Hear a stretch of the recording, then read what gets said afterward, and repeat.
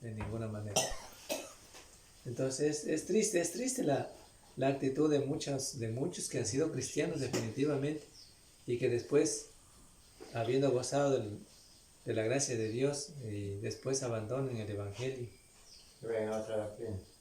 Sigan otra doctrina, hablen mal de la iglesia, hablen mal de Cristo, en ese sentido. Es triste, pero ahí está. Por ellos, pues definitivamente no debemos orar porque Dios no nos oye. Tengo una pregunta, hermano, por ejemplo, aprovechando el tema, ¿no?, que estamos, ¿cuál es más peligroso, el hermano que se aparta y reconoce que hay un Dios, o el que se aparta y blasfemia, o sea, el que dice mal de la iglesia? Porque al final es pecado los dos. Por ejemplo, hay unos que dicen, no, yo sí creo en Dios, pero no obedece a Dios. O el que se aparta y dice, no, es tal iglesia, es así, así. ¿Contra qué sería? O sea, pero igual está apartado. O sea, pero hay algunos hermanos que todavía viven, algunos hermanos, no de todos, que aunque se han apartado del Evangelio, usted les predica el Evangelio y todavía tienen una buena actitud. Ya tienen una buena actitud frente al Evangelio. No frente a nosotros, a una persona, no, sino frente al Evangelio. Es decir, que hay la posibilidad de que sí nos da con claridad la idea clara queda de que ellos todavía pueden volverse a Cristo, pueden arrepentirse, pero no lo quieren hacer. Ahí está el problema. No lo quieren hacer. En ese caso dependería también un poco de la actitud también nosotros para poder pedir por ellos. Si ellos esa buena actitud, como usted decía, entonces sí se puede rogar. Pero hay dos cosas importantes ahí. Pablo, es que en el texto que leímos, habla de la buena actitud que tiene el cristiano en semejante caso, en una vida de pecado. Es decir, pecó, pero tiene la actitud de la amonestación de hermanos, tiene la actitud de pedir perdón a Dios y lo hace cuanto antes. Pero la otra es que tienen una mala actitud frente a relación con el pecado. Es decir, no reconocer que son pecadores. O sea, no admiten por nada. Definitivamente no admiten que están en pecado y que han defraudado a Dios. ¿No? Entonces ellos creen que así como viven están bien. Y el no admitir de que están en pecado y que necesariamente cuanto antes deben arrepentirse, eso hace ver que totalmente tengan una actitud contraria a la voluntad de Dios, de imposibilidad de que se arrepientan. Porque tome en cuenta lo que dice la palabra de Dios. Dice, el cristiano no es el que busca el pecado, dice, pero dice, hijitos míos, si habéis pecado, primero dice, estas cosas les escribo para que no pequéis. El Evangelio se escribió para que no pequemos, no para vivir en pecado. Ahora, luego dice, estas cosas les escribo para que no pequéis. Pero si alguno hubiere pecado, dice, ¿qué debe hacer? Tiene ahí a Jesucristo el justo. Él es fiel y justo para perdonar.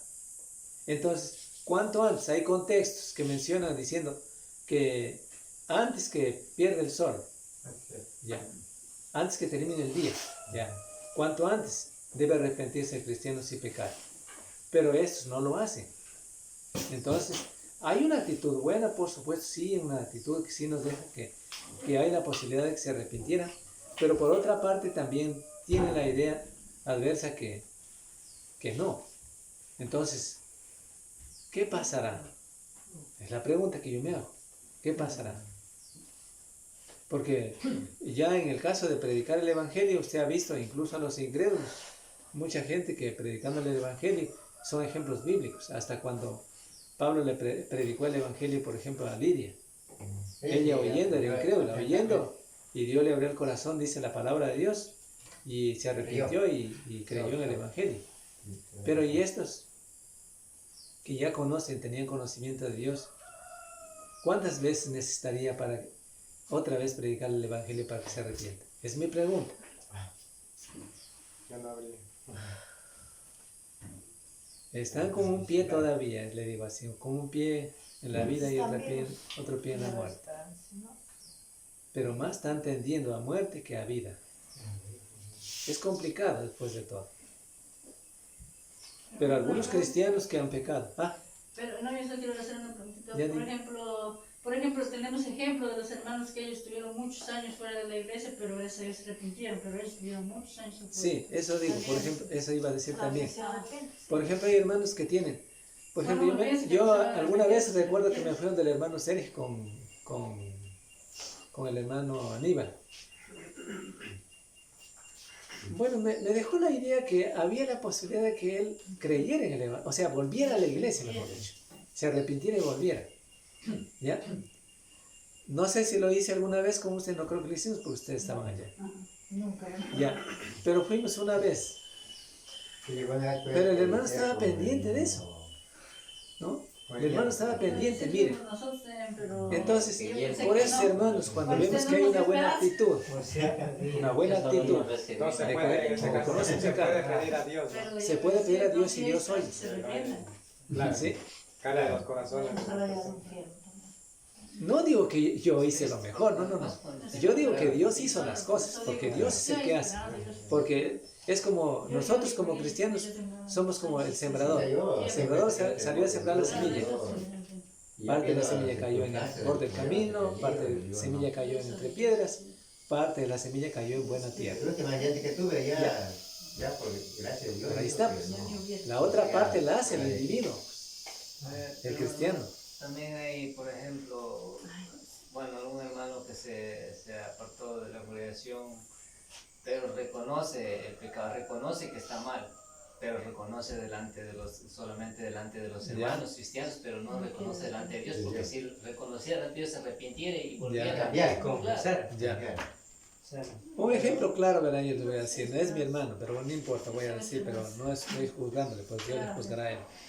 Pero yo alguna vez me refería de estas cosas del Evangelio a él, mi hermano Artemio. Pero no daba ninguna posibilidad de que se arrepienta.